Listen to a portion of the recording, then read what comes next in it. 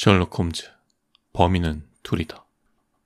이제부터 이야기하려는 사건은 여러 해 전에 일어났던 것인데도 막상 이야기하려니 망설여진다.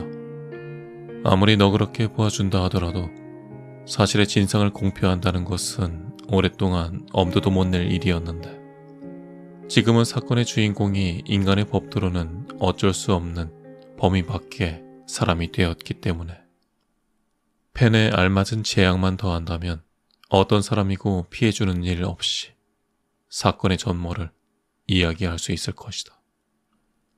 그것은 셜록 홈즈의 생애에 있어서도 또 나에게 있어서도 참으로 특이한 경험이었다. 앞으로 이야기를 진행함에 있어 실체의 사실을 규명할 재료가 될 만한 날짜며 그 밖에 자질구레한 점을 숨겨두었음을 용서하기 바란다. 그날 홈즈와 나는 언제나 나가던 산책을 하고 저녁 6시쯤에 돌아왔는데 서리가 내릴 것 같은 쌀쌀한 저녁 때였다. 홈즈가 램프에 심지를 돋우었으므로 테이블 위에 명함이 한 장 놓여있는 게 눈에 띄었다. 그는 그 명함을 집어들어 흘끗 보더니 질색을 하며 바닥에 내던져 버렸다. 내가 그것을 주워 읽어보았더니 아래와 같은 것이었다. 대리업 찰스 어거스터스 밀버튼, 햄스테드, 애플도어 타워즈. 누구인가? 런던 제일의 악당이지. 홈즈는 의자에 앉아 두 다리를 불 쪽으로 뻗치며 말했다. 명함 뒤에 뭔가 쓰여져 있나? 나는 그것을 뒤집어 보았다. 6시 반에 찾아뵙겠습니다. CAM이라고 쓰여있네. 그래. 그럼 벌써 올 시간이군. 왓슨, 자네는 동물원에 가서 저 꾸불꾸불하니 독을 품은 동물 앞에 서서 아기가 있는 납작한 얼굴에 무서운 눈을 번뜩이고 있는 것을 본다면 몸이 오싹하지 않겠나? 나는 그 사나이로부터 그러한 인상을 받았네. 이제까지 나의 상대로 하지 않으면 안 되었던 살인자는 실로 50여 명에 이르지만 그 가운데 가장 나쁜 녀석도 밀버튼만큼 혐오를 느끼지는 않았지. 더구나 나로서는 지금껏 이 사나이와 손을 끊을 수는 없었다라는 걸 뭐 숨길 게 있겠나. 내 쪽에서 불렀으니까 말일세.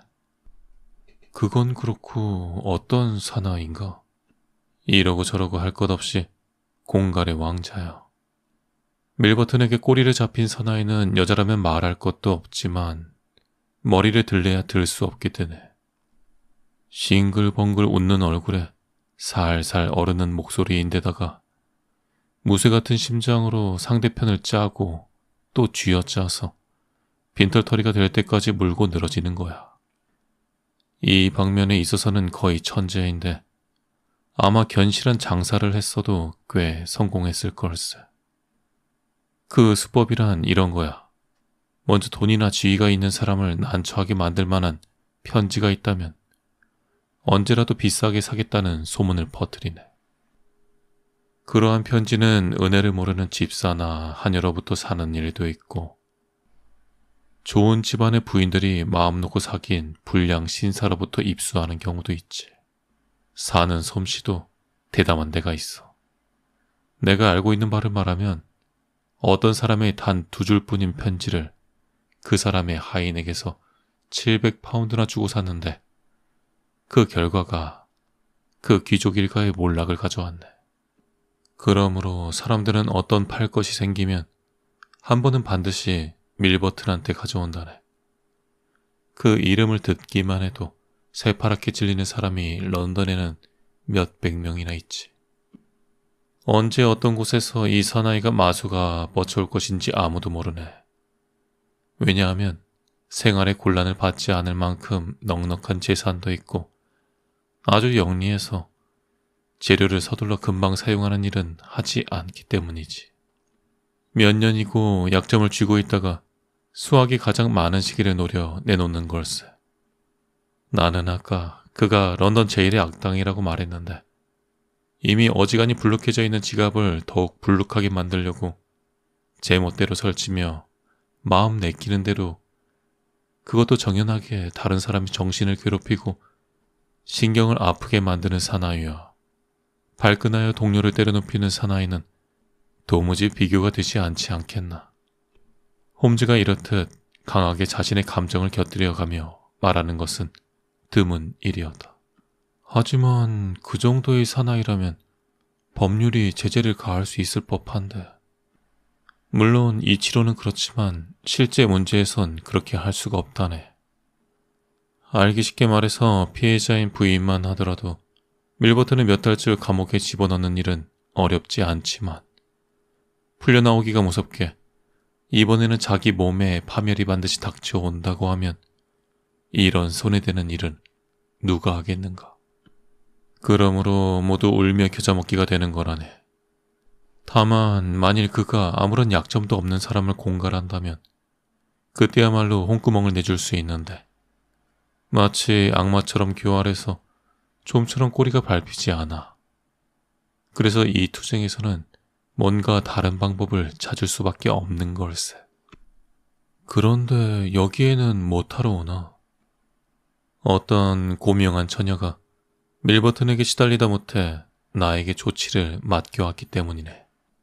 다름 아닌 지난해 시즌에 비로소 사교계에 나온 에바 브래그웰인데 2주일만 있으면 도버코트 백작과 결혼하기로 되어 있어. 그런데 이 악마란 놈이 그녀의 경솔한 편지를 몇 통 손에 넣었다네. 알겠나?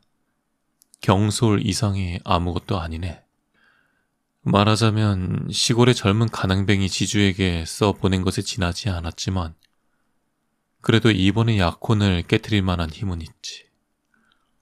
밀버튼은 엄청난 돈을 요구하고 이에 응하지 않으면 그 편지를 백작에게 보내겠다고 위협하고 있는 걸세.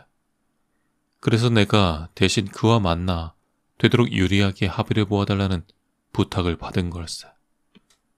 그때 창밖의 큰 길에서 말발굽 소리와 바퀴 소리가 들려왔으므로 굽어보았더니 당당한 쌍두마차가 와닿는 참이었다.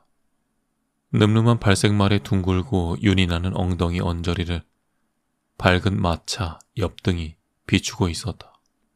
제복의 하인이 뛰어내려 마차 문을 열어주자 작은 몸집이지만 실박한 체구를 꼬불꼬불 털이 말린 아스트라한 외투로 감싼 사나이가 내렸다. 1분 뒤에는 우리들의 방으로 그 사나이가 들어와 있었다. 50 남짓 되어 보이는 찰스 어거스터스 밀버튼은 커다란 지적인 머리를 가졌고 팽팽하니 살이 찌고 수염이 없는 둥근 얼굴에는 언제나 미소를 짓고 있었다. 게다가 잿빛에 날카로운 눈이 커다란 금태 안경 속에서 반짝이고 있었다. 보아한즉 디킨스의 소설에 나오는 피크익 씨의 인자함을 연상시키고 있는 게 있다고 말하고 싶지만 쉴 새 없이 미소를 떠올리고 있어 왠지 모르게 방심할 수 없는 느낌이 드는 것과 차분한 맛이 없으면서도 찌르듯이 날카로운 눈빛이 마음에 들지 않았다. 들어오자마자 도톰하고 조그만 손을 내밀며 다가와서는 아까는 부재중이라 유감이었다고 낮은 목소리로 말했는데 그 목소리도 얼굴 표정 못지않게 잔잔했다. 홈즈는 상대방이 내민 손을 무시하고 차갑고 굳어진 표정으로 지그시 얼굴을 쏘아봤다. 그래도 밀버튼은 미소를 거두지 않았고 악수는 틀렸다고 생각했는지 어깨를 움츠렸으며 외투를 벗어 조심스럽게 접어 의자 등에 걸치고 나서 조용히 의자에 앉았다. 그리고는 내 쪽으로 눈길을 보내며 말했다. 이분이 계셔도 상관없습니까? 왓슨 박사는 저의 친구고 또한 협력자입니다. 알았습니다. 당신의 의뢰자를 위해 물어보았을 뿐이에요. 아무튼 일이 아주 미묘하기 때문에. 그 점이라면 왓슨 박사도 이미 알고 있어. 그럼 곧 용건에 들어갑시다. 당신은 에바 양의 대리라고 말씀하셨는데 그녀는 제가 내놓은 조건을 승인하셨습니까? 어떤 조건인데요? 7,000파운드입니다. 만일 응하지 않을 경우에는 그것을 이 자리에서 자세히 논의하기엔 곤란한 점이 있습니다만 예컨대 이달 14일까지 그 돈을 받지 못하면 18일의 결혼은 반드시 깨지고 말 겁니다. 밀버튼은 가증스러운 미소를 더욱 크게 지었다. 홈즈는 잠시 생각하고 있더니 이렇게 말했다. 저는 되게 생각이 좀 낙관적이라는 느낌이 드는데 이러면 어떨까요? 물론 저는 편지의 내용도 이미 잘 알고 있고 에바 양은 반드시 저의 조언에 따를 것입니다. 저는 모든 사정을 미래의 남편에게 고백해서 그의 관용을 빌도록 권고하고 싶습니다. 당신은 백작의 인물됨을 모르기 때문에 그런 말씀을 하시는 겁니다. 밀버튼은 희쭉 웃었다. 홈즈의 얼굴에 당혹해하는 빛이 떠올랐으므로 나는 그가 백작의 인물됨을 모르기일커녕 너무나도 잘 알고 있구나 하고 생각했다. 어떤 곤란한 일이 씌어져 있다는 거죠. 쾌활한 것입니다. 아주 명랑하죠. 그녀는 편지 쓰는 일에 몹시 능숙한 것 같아요. 그러나 도보코트 백작은 결코 그렇게 느끼지 않을 겁니다. 그렇다고는 하지만 아무튼 당신의 의견에는 반대니까 문제는 이것으로 그치죠. 이것은 토론이 아니고 순수한 하나의 거래입니다. 이 편지를 백작의 손에 넘겨주는 게 당신의 의뢰자에 있어 가장 좋은 방책이라고 생각하신다면 큰 돈을 치르면서까지 되찾는 건 바보스러운 짓으로 보이겠죠. 밀버튼은 일어나 아스트라한 외투를 집어들었다. 홈즈는 경로와 굴욕으로 새파래졌다. 기다리십시오. 너무 성미가 급하시군. 이 같은 중요한 문제를 다루자면 스캔들을 막기 위해 서로가 온갖 노력을 기울여야 합니다. 밀버튼은 다시 자리로 돌아와 말했다. 그렇게 말씀하실 줄 처음부터 믿고 있었죠. 그렇다고는 하나 에바 양은 결코 부자가 아니에요. 겨우 2,000파운드가 고작입니다. 말씀하신 것과 같은 액수라면 도저히 힘이 미치지 않소. 그러니까 요구액을 좀 내려주셨으면 합니다. 지금 말한 액수가 최고 가능한 것이니까 그것으로 편지를 돌려주십사 하는 겁니다. 밀버튼은 더욱더 미소를 짓고 눈을 반짝이며 말했다. 에바 양의 재력은 대체로 말씀하신 대라고 알고 있습니다만 이번의 결혼은 친척, 친지들이 그녀의 행복을 위해 약간의 힘을 쓰기에 좋은 기회가 아닐까요? 결혼 축하로 무엇을 선물하면 기뻐할까 하고 아마 지금쯤 조바심을 내고 있는 사람도 많을 겁니다. 그러한 사람들에게 이 작은 편지 뭉치가 그녀에게 있어서는 온 런던의 촛대와 버터 접시를 선물 받은 것보다도 기쁜 것이라고 가르쳐드리고 싶군요. 그럴 수는 없습니다. 허허, 그거 난처하군요. 숙녀들에게는 에바 양을 위해 힘써서는 안 된다고 잘못된 조언을 받고 있다고밖에 생각되지 않는군요. 이것을 보십시오. 밀버튼은 문장이 박힌 봉투를 사용한 편지를 꺼내 들고 말했다. 이것은 아니, 내일 아침까지는 이름을 밝히는 것을 보류하겠습니다만 하룻밤 지나면 이 편지는 그녀의 남편 손에 건네어집니다. 그 까닭이란 것도 그 부인이 가진 수많은 다이아몬드 중에 하나를 모조품으로 바꾸면 쉽사리 마련할 수 있을 하찮은 푼돈을 아낀 결과죠. 참으로 딱하기만 한 노릇입니다. 그건 그렇고 마일스 양과 도킹 대령의 약혼이 갑자기 파혼이 된 것은 알고 계실 테죠. 결혼식 이틀 전에 모닝포스트지에 파혼 기사가 석 줄쯤 실렸을 뿐입니다. 그것은 어째서였을까요? 거의 믿어지지 않는 이야기지만 겨우 1,200파운드라는 돈이 있으면 그런 지경까지는 되지 않았을 겁니다. 정말이지 딱한 노릇이 아닙니까? 그런데 말입니다. 당신과 같은 분별이 있는 분이 의뢰자의 앞날과 명예가 위기에 빠지고 있는 지금에 이르러 이러쿵저러쿵 조건을 말씀하시니 저로선 납득이 가지 않는군요. 홈즈 씨. 저는 거짓말을 하고 있는 게 아니에요. 그런 돈은 융통이 되지 않아요. 이 여성의 인생을 짓밟아 보았자 한 푼도 얻지 못할 테니 오히려 저의 제안을 받아들여 실리를 취하는 편이 이익이 되지 않을까요? 그 점이 잘못된 생각이죠, 홈즈 씨. 폭로는 간접으로 저에게 큰 이익을 가져다 줍니다. 지금 비슷한 사건을 8이나 10개쯤 손대고 있습니다만 만일 이번에 에바 양이 저 때문에 어떠한 꼴을 당했는가 하는 일이 사람들에게 알려지면 저로서는 그 사람들을 설복시키기가 쉽게 되니까 말입니다.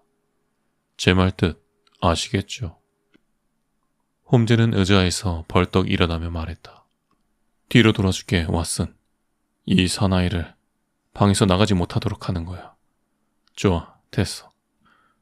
자, 밀버튼 씨, 그 수첩의 내용을 보여주실까요? 밀버튼은 쥐와 같이 날쌔게 방의 한 구석으로 피하며 벽을 등지고 섰다. 그리고 안주머니에 숨긴 대형 권총에 개머리를 내보이면서 말했다. 홈즈 씨, 당신의 솜씨니만큼 합의를 보는데도 무언가 새로운 술수를 쓰시는 줄로만 기대하고 있었어요.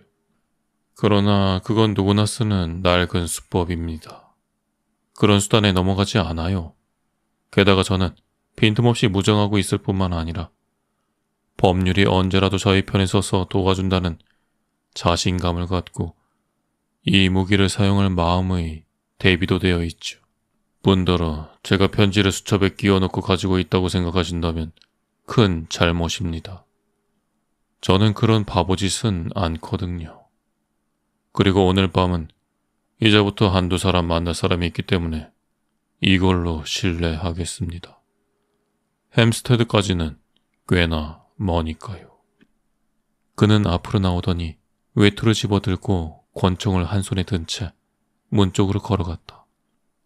그것을 보고 나는 의자에 손을 대었지만 홈즈가 머리를 가로저었으므로 그 손을 살며시 대었다.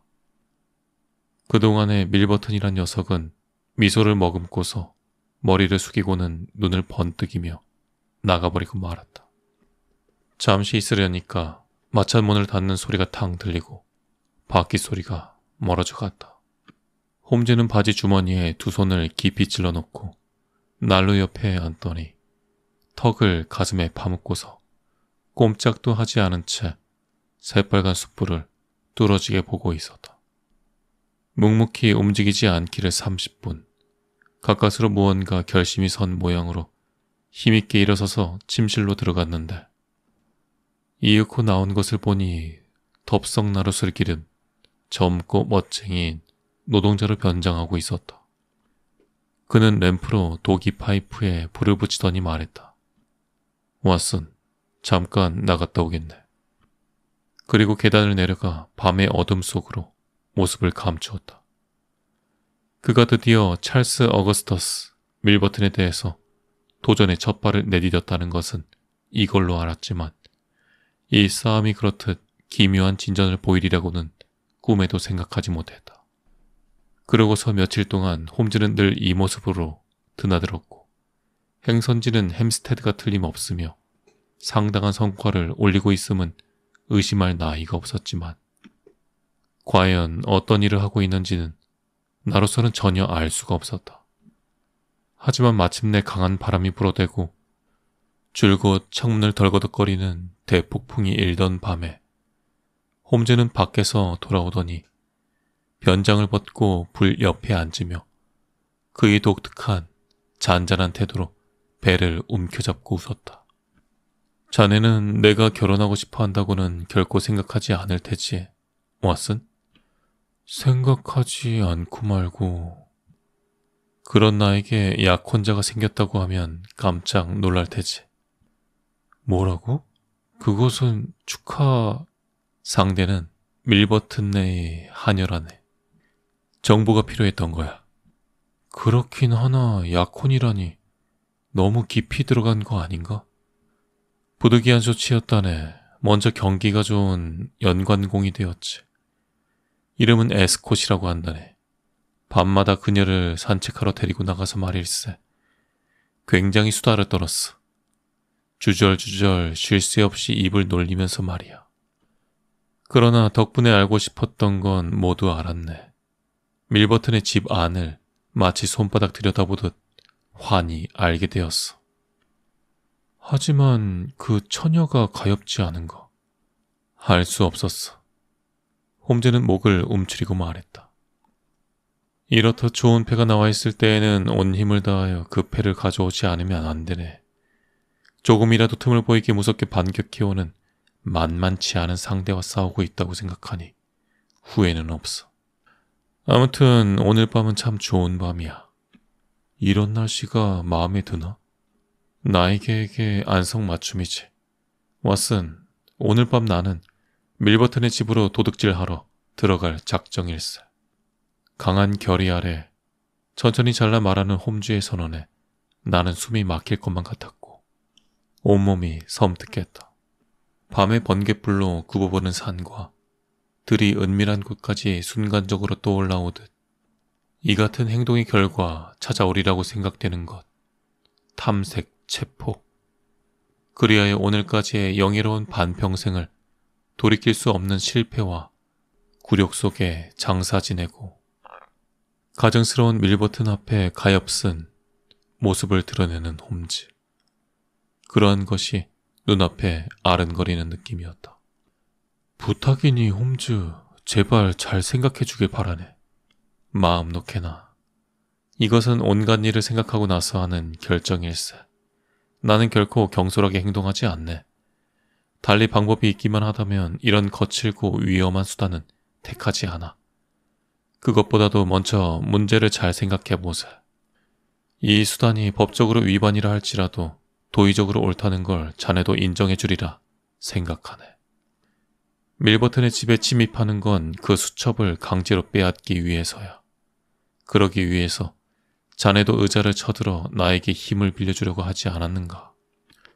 그러한 말을 듣고서 나는 얼마쯤 말문이 막혔으나 불법적인 수단에 사용될 물건이라면 도의적으로는 옳다고 할 수 있지. 라고 말했다. 그것이라네. 도의적으로 옳다면 남는 것은 개인적 위험이라는 문제뿐일세. 그러나 적어도 신사는 절망의 구렁텅이에 빠진 기부인으로부터 구원을 요청받는다면 자기 위험 같은 건 돌보지 않아 마땅하지 않을까?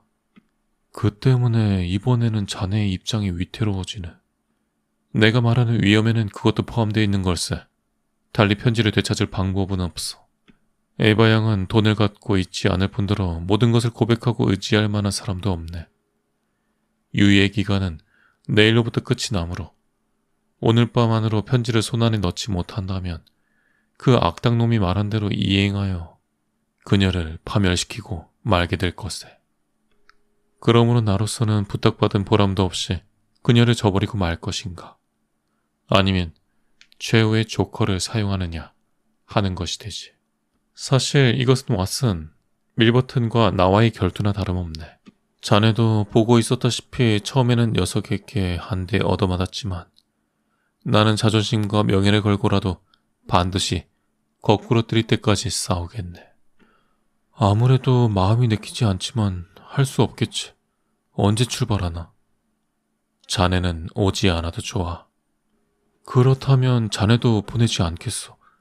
나는 다놓고 말하지만 오늘 밤의 모험에 나를 데려가지 않는다면 곧장 경찰에 마차를 들이대고 자네의 일을 고발하겠네. 결코 협박이 아니야. 자네는 가더라도 할 일이 없는걸. 어떻게 그것을 알지? 무슨 일이 생길지 모르지 않는가. 어찌되었든 결심은 서 있어. 자존심은 자네의 전매 특허가 아니야. 명성에 있어서도 마찬가지일세. 홈즈는 난처한 얼굴을 했으나 생각을 꽂혔는지 밝은 얼굴이 되어 나의 어깨를 탁 치며 말했다. 알았네. 그럼 그렇게 하기로 하세. 몇 년이나 한 방에서 살아왔으니까 같은 감방에서 썩는 것도 하나의 흥취가 되겠지. 자네니까 말이지만 나는 이제까지 내 자신이 아주 유력한 범죄자가 될 수도 있다고 생각했었네. 이번에 난생 처음으로 그것을 실천할 기회가 생긴 셈이지. 이것을 보게나. 하고 그는 서랍에서 깔끔하게 만들어진 작은 가죽 케이스를 꺼내어 열더니 번쩍번쩍 빛나는 많은 연장들을 펼쳐 보였다. 이것은 최고급품이고 최신식인 도둑질 연장이라네. 니켈 도금의 망치, 끝에 다이아몬드를 단 유리 자르는 기구, 만능 곁쇠, 그 밖에 문화의 발전에 보조를 맞춘 근대적인 연장들이 갖춰져 있네. 여기에 특별히 고안된 등불도 있지. 온갖 것이 준비되어 있어. 자네는 고무창이 달린 구두를 가지고 있나? 테니스화가 고무창일세. 그거면 됐어. 복면은 있나? 검은 비단으로 쉽게 만들 수 있어. 자네 것도 함께 말일세. 자네는 천성적으로 그러한 방면의 소질이 있는 것 같군. 마침내 잘 됐어. 그럼 마스크를 만들어줄게. 출발하기 전에 무언가 찬 음식이라도 먹기로 하세. 지금 9시 반인데 11시가 되면 처치 거리까지 마차를 타고 가기로 하지. 거기서부터 애플도어 타워즈까지는 걸어서 15분쯤이니 12시 전에는 일에 착수하게 될 수 있게 되네. 밀버트는 세상 모르게 자는 사나이로 의뢰 밤 10시 반에는 잠자리에 든다네. 잘 되면 2시에는 에바 양의 편지를 주머니에 넣고 여기에 돌아올 수 있을 걸세. 홈즈도 나도 예복 차림으로 갈아입고 출발했다. 이것은 연극을 보고 돌아오는 것처럼 보이기 위해서였다. 옥스퍼드 거리에서 이륜 마차를 잡아 햄스테드의 어떤 번지를 말하고 올라탔다.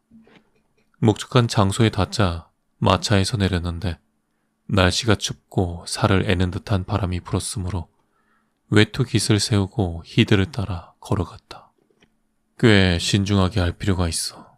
편지 나부랭이는 그놈 서재의 금고에 간직되어 있지만 그 서재라는 곳이 놈이 자고 있는 방이 바로 옆에 있으니까 말이야.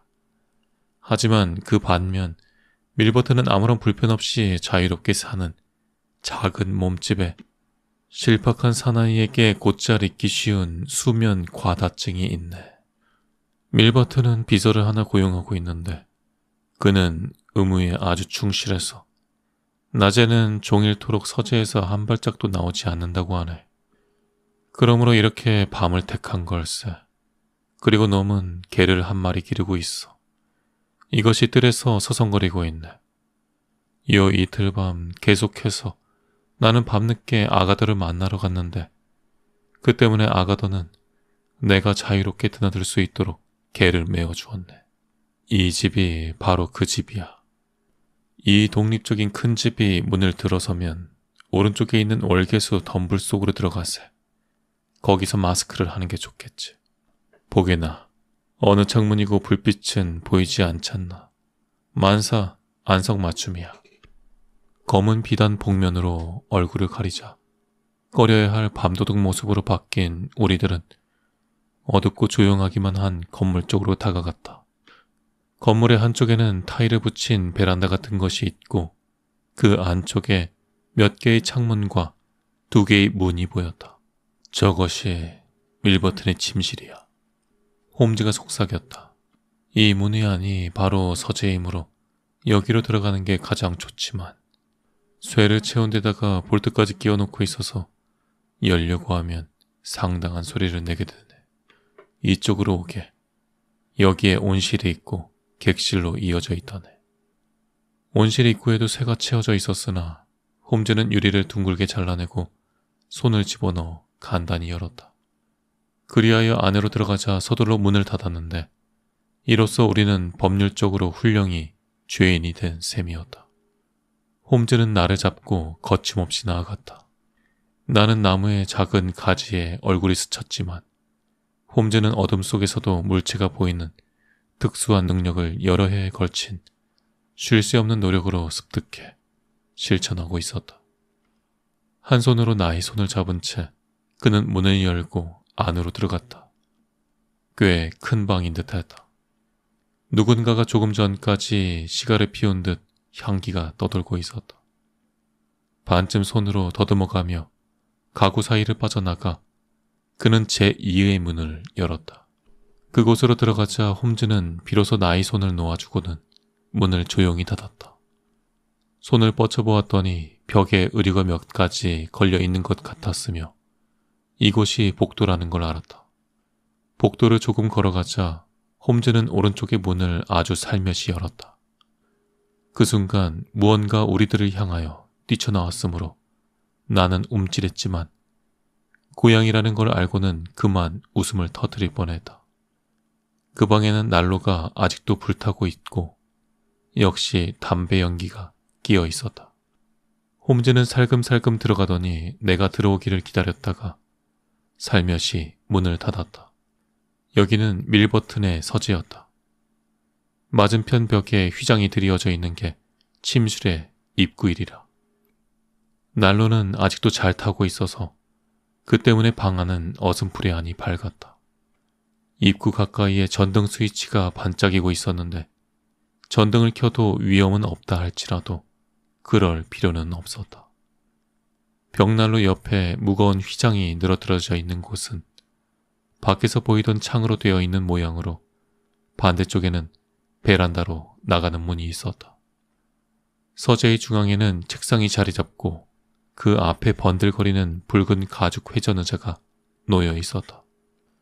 그 정면에는 커다란 책꽂이가 놓여 있고 그 위에 아테네의 대리석 흉상이 장식되어 있었다.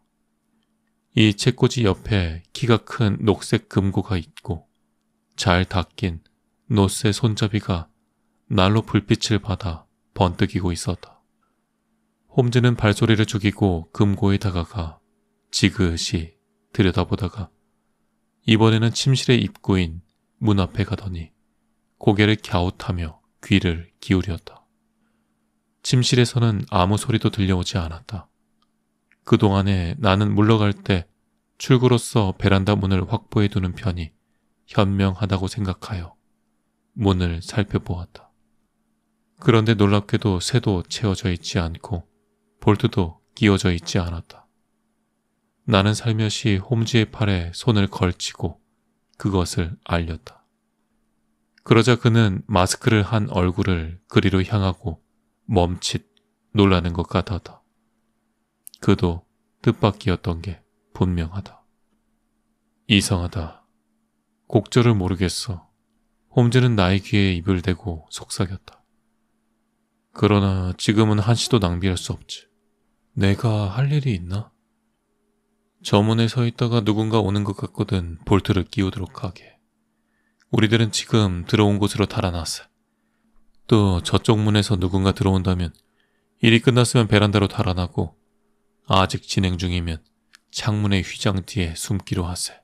알겠나? 나는 고개를 끄덕이고 문 옆에 섰다.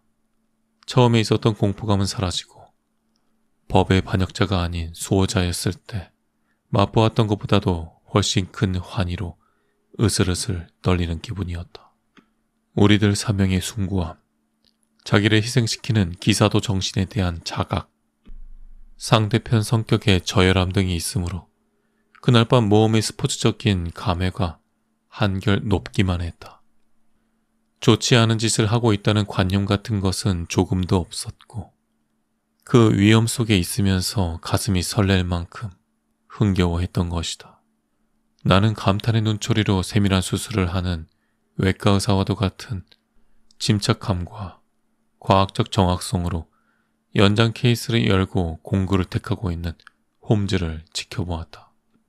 그가 금고 열기를 자기만의 도락으로 삼았다는 건 전부터 잘 알고 있었기 때문에 쇠로 된 녹색의 괴물이 지금 그 밥통 속에 많은 기부인들이 비밀을 삼키고 있는 괴물과 대결하는 기쁨에는 깊은 이해가 갔다. 그는 먼저 예복의 소매를 걷어붙이고 송곳 두 자루와 망치와 몇 개의 곁쇠를 연장 케이스에서 꺼내어 옆에 늘어놓았다.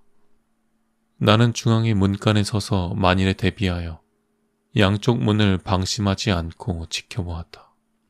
그렇다고는 하나 만일에 일이 벌어졌을 경우 어떠한 조치를 취할 것이냐고 하면 대답할 말이 궁했다. 홈즈는 30분쯤이나 이것저것 연장을 바꾸어가며 낑낑 힘을 주어 숙련된 기술자에게서 볼 수 있는 교묘한 손놀림으로 열심히 작업하고 있었는데 마침내 찰칵하고 소리가 나며 녹색의 큰 금고문이 열렸다.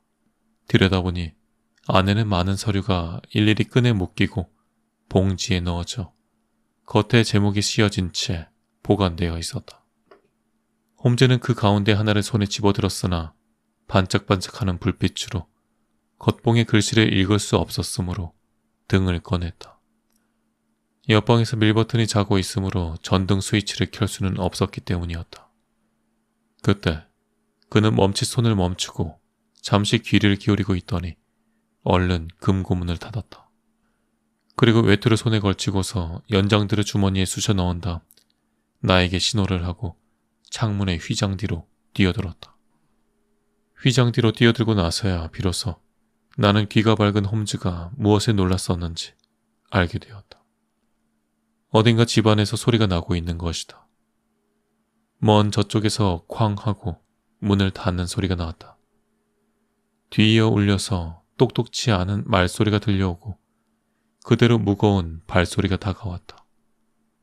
발소리는 복도를 지나 우리들이 숨어있는 서재 입구까지 와서 멎었다. 이윽고 그 문이 열리고 스위치를 올리는 소리가 찰칵 들렸으며 방 안 가득 전등불이 켜졌다. 문을 닫는 소리가 나고 강한 시가 냄새가 코를 찔렀다. 이어서 우리가 숨어있는 휘장에서부터 몇 야드 떨어진 곳을 좌우로 걸어다니는 발소리가 들리더니 이윽고 의자가 삐걱거리는 소리가 나며 발소리는 뚝 그쳐버렸다. 그리고 열쇠를 돌리는 소리가 찰칵 났으며 부스럭거리는 종이 소리가 들렸다. 그때까지 엿볼 용기가 없었던 나는 휘장 이음새를 벌리고 살며시 내다보았다. 홈즈의 몸이 나의 등 허리 쪽으로 다가왔으므로 같은 틈으로 그도 엿보고 있음을 알았다. 눈앞, 거의 손이 닿을 만한 곳에서 밀버튼의 실팍한 둥근 등 허리가 보였다. 우리는 명백히 그날 밤 그의 행동을 잘못 계산하고 있었던 것이다. 그는 아직 자고 있지 않았던 것이다. 우리는 그 창문을 보지 않았지만 다른 쪽 끝에 있는 끼견실이나 아니면 당구실에 있었던 게 틀림없다. 희끗희끗한 커다란 머리통이 벗겨 올라간 머리통에 벗겨 올라간 이마가 바로 눈앞에서 불빛을 번뜩이고 있었다. 붉은 가죽 의자에 교만하게 몸을 뒤로 젖히고 두 다리를 쭉 뻗고서 새까맣고 길다란 시가를 삐딱하니 입에 물고 있었다. 입고 있는 건 불그스름한 자줏빛 군복 타입의 끽 연복으로서 깃에 비로드가 꿰매져 있었다. 손에 무슨 증서인 듯 싶은 길다란 것을 들고서 천천히 훑어보며 시가의 연기로 고리를 만들어 내뿜고 있다. 그 차분하고 안락해 보이는 태도로 보아 빨리 자러 갈 것 같지는 않았다. 홈즈는 나의 손을 더듬어 어떻게든 될 테니까 걱정 말라는 듯 힘있게 쥐었다. 그러나 내가 있는 곳에서는 금고의 문이 완전히 닫혀있지 않다는 것, 언제 어느 때 밀버튼이 그것을 깨달을지 모른다는 것을 잘 알 수 있는데 홈즈는 과연 그것을 알고 있는 건지 걱정이 되기만 하였다. 그래서 나는 밀버튼의 눈초리를 살펴 금고의 이상 상태를 눈치챈 것이 틀림없다고 여겨지면 바로 뛰어나가서 머리부터 외투를 뒤집어 씌워 꼼짝 못하게 끌어안고 나머지는 홈즈에게 맡기고자 은밀히 결심하고 있었다. 그러나 밀버튼은 계속 얼굴을 들지 않았다. 어쩐지 손에 든 증서 나부랭이에 흥미가 끌리는 모양으로 한 장 한 장 들추며 열심히 읽고 있었다. 이 상태로는 서류를 완전히 살펴보고 시가를 다 피우기까지는 자러 가지 않을 거라고 나는 생각했다. 그러나 그 어느 쪽도 끝나기 전에 생각지도 못한 사태가 일어나 우리들의 생각을 바꾸게 만들고 말았다. 밀버튼은 자주 시계를 꺼내어 보았고 한 번은 일어서려고까지 하며 무언가 조바심을 내고 있는 눈치였다. 그러나 시간이 시간이니만큼 설마 누구를 기다리고 있을 줄이야. 베란다에서 희미한 소리가 나기까지 우리들은 꿈에도 생각지 못했던 것이다. 그 소리를 듣더니 밀버튼은 서류를 든 손을 내리고 단정히 고쳐 앉았다. 또 소리가 나고 살며시 녹화하는 소리가 들렸다. 밀버튼은 일어나 베란다로 통하는 문을 열었다. 아니, 30분 가까이나 늦었어. 퉁명스럽게 인사를 했다. 이것으로 베란다 문에 쇠가 채워져 있지 않았던 것과 밀버튼이 늦게까지 일어나 있었던 이유를 알게 되었다. 부인복의 옷자락 스치는 소리가 조용히 들려왔다. 그에 앞서 밀버튼의 얼굴이 이쪽을 향했으므로 나는 일단 휘장의 틈을 없앴다. 그리고 다시 용기를 내어 틈을 만들어 보았다. 그는 본디의 의자로 돌아가 입가에 건방지게 시가를 꼬나물고 있었다. 그 정면에 밝은 전등 불빛을 온몸에 받으며 날씬하니 키가 큰 부인이 서 있었다. 머리털은 거무스름했고 베일로 얼굴을 가렸으며 망토 깃에 턱을 파묻고 있었다. 숨을 헐떡이며 나긋나긋한 온몸을 와들와들 가볍게 떨고 있었다. 덕분에 저는 잠을 설치고 말았습니다. 그만큼의 보상은 해주셔야 합니다만 다른 시각에 와주실 수는 없었단 말입니까? 부인은 잠자코 머리를 저었다. 그렇다면 하는 수 없소. 백작 부인의 처사가 지독하면 지독한 대로 지금이야말로 안갚음을 할 수 있는 겁니다. 아니, 무엇을 그렇게 떨고 있죠? 염려 없어요. 마음을 단단히 가지세요. 이용권으로 들어갑니다. 하고 밀버튼은 책상 서랍에서 편지 한 통을 꺼내요. 당신은 다르벨르 백작의 명예에 관한 편지를 5통 가지고 계시다면서요. 그리하여 그것을 팔고 싶다고 하고 저는 사고 싶다고 해서 여기까지는 이야기가 분명합니다. 그런데 문제는 그 값입니다. 물론 저로서는 일단 보고 난 뒤가 아니면 아니, 이것은 당신이었습니까? 그는 놀라서 소리쳤다. 부인이 베일을 걷어 올리고 망토 깃을 내려 얼굴을 드러냈던 것이다. 밀버튼에게 정면으로 대하고 있는 여자는 윤곽이 뚜렷하고 단정하며 검붉은 얼굴의 부인이었다.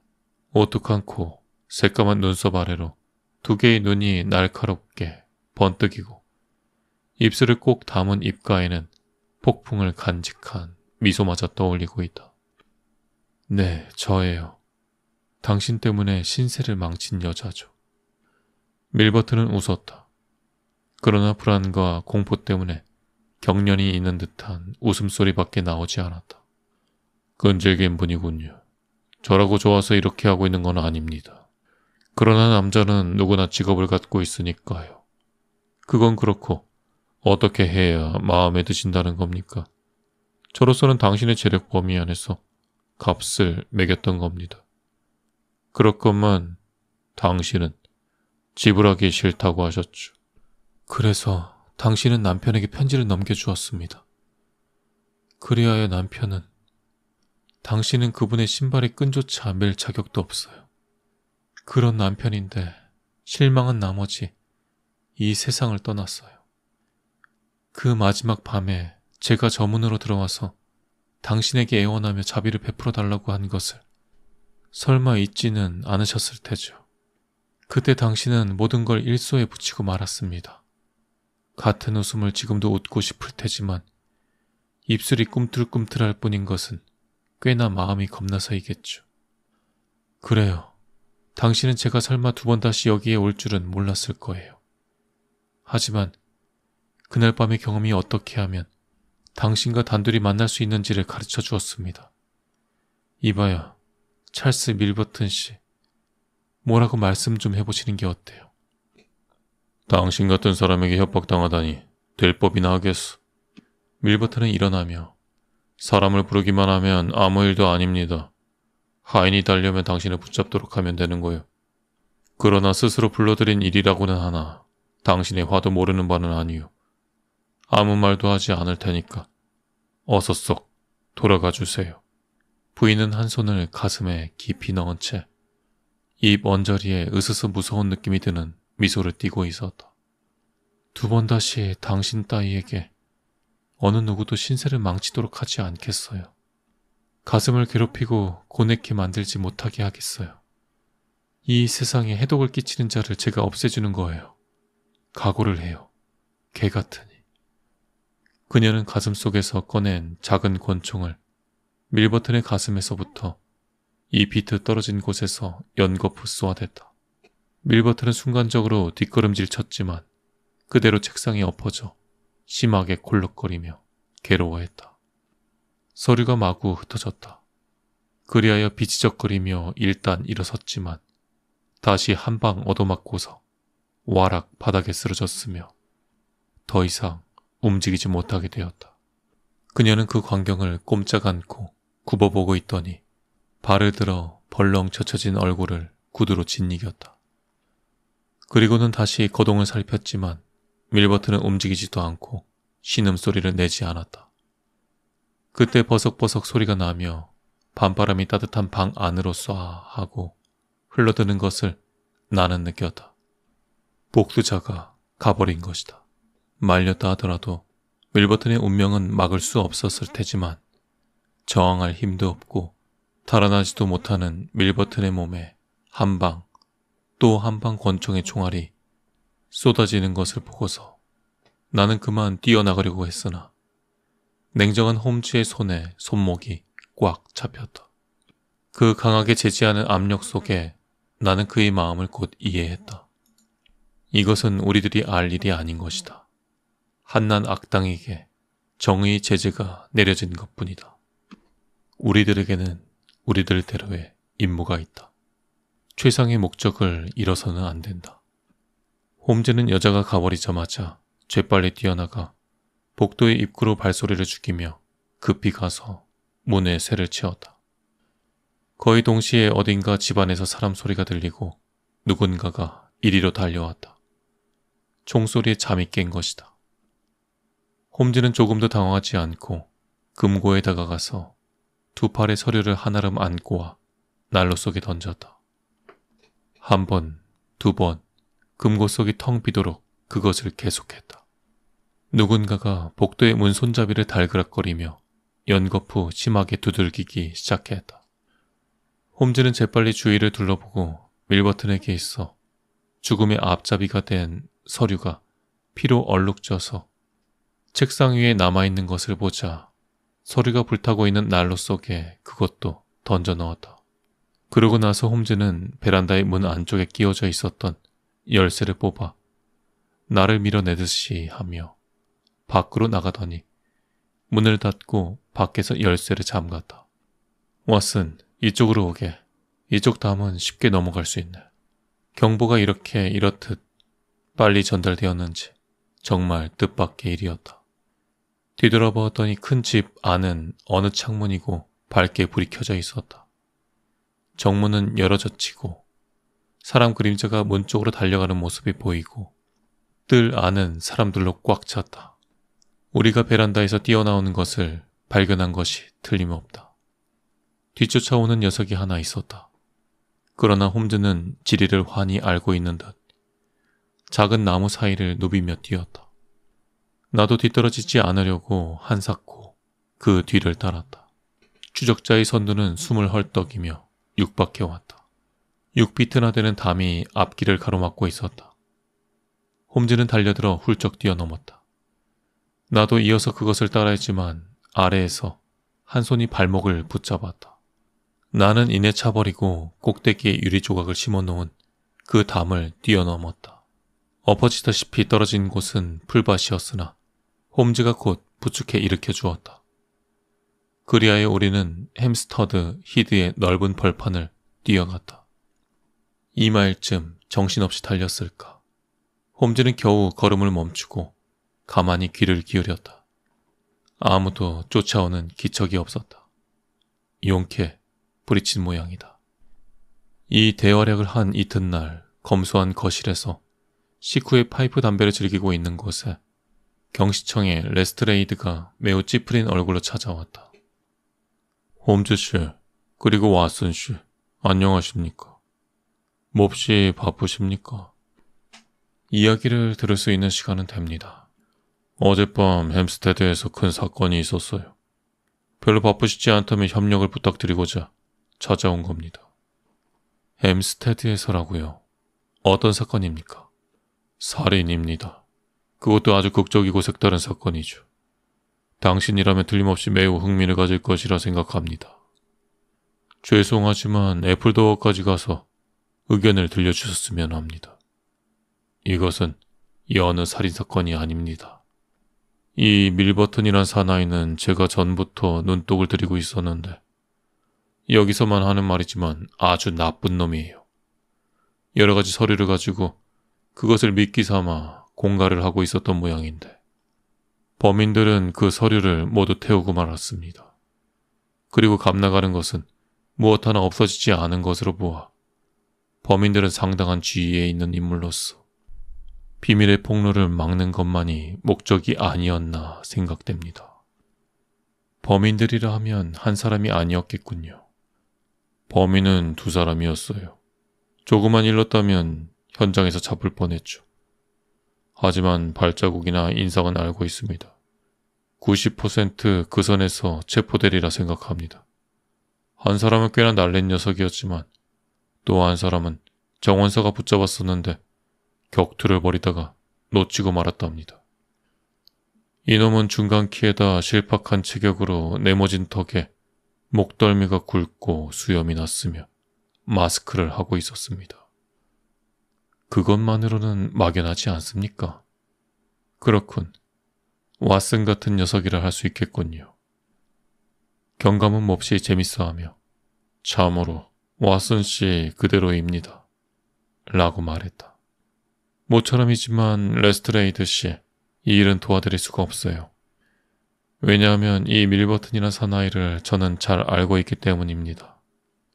그자는 런던에서도 손꼽히는 위험 인물 중에 하나였고 이 세상에서는 법률로서도 어쩔 도리가 없는 범죄라는 게 있습니다. 이렇게 말하는 것은 개인의 복수라는 것도 어느 정도 인정하지 않으면 안 된다고 생각하기 때문입니다. 아니, 뭐라 말씀하시더라도 저의 마음은 정해졌어요. 저는 피해자를 동정하기 전에 가해자에게 공감을 갖습니다. 그러므로 이 사건에는 관여하고 싶지 않은 것입니다. 우리들이 목격한 비극에 대해서 홈즈는 한마디도 입에 올리지 않았지만 그날 아침 그는 이상스레 생각에 잠겨있기만 했다. 그리하여 공허한 눈초리와 얼이 빠진 듯한 움직임으로 무언가를 생각해내려고 애쓰고 있다는 걸 알 수 있었다. 아니나 다를까 점심 식사 도중 그는 갑자기 일어나며 외쳤다. 아, 그렇다. 왓슨, 알았어. 모자를 쓰고 따라오게. 그리고 밖으로 뛰어가더니 전속력으로 베이커 거리를 뛰어나가 옥스퍼드 거리의 리젠트 거리 근처까지 뛰어가 왼쪽이 어느 쇼윈도 앞에 멈춰섰다. 진열장에는 그 무렵의 명사며 미인의 사진이 가득 장식되어 있었다. 그 가운데 하나에 홈즈의 눈길이 멎었으므로 살펴보았더니 왕궁 입골용 예복 차림에 아름답고 으리으리한 부인이 다이아몬드를 아로 새긴 머리 장식으로 위엄을 나타내고 있는 것이 눈에 들어왔다. 날씬하면서도 오똑한 코, 특징이 있는 짙은 눈썹, 꼭 담은 입, 그 아래에 자리 잡고 있는 작지만 힘찬 턱의 선이 낯이 익었다. 사진 아래의 설명으로 이 부인이 유서 깊은 귀족이자 대정치가인 한 사람의 부인임을 알고 나는 그만 숨을 삼켰다. 그리고 조용히 옆으로 고개를 돌렸을 때 홈즈의 시선과 마주쳤다. 홈즈는 입에 손을 대고 아무것도 말하지 말라는 뜻을 나타냈다. 그리하여 우리는 그대로 조용히 창문에서 떨어져 나왔다.